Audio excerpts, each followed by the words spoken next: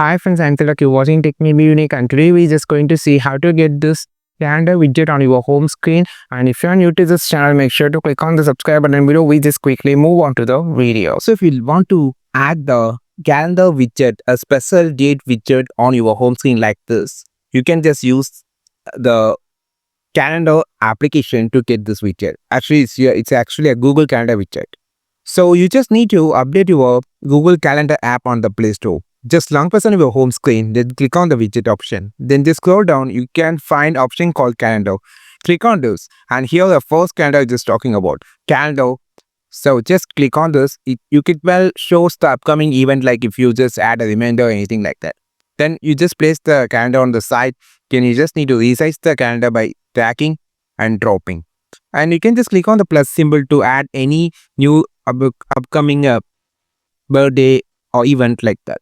It's so simple, and you can just place it on your home screen. You can just view it easily. You can see the reminder on upcoming events on your home screen. It's so useful. Just try to update your calendar application on the Play Store and just use the calendar widget. I think this video helped you a lot. Like this video, share this video, subscribe this channel. We will make the next video with the super valuable content. This is Tilak signing off from Tech Made Be Unique. Have a wonderful day.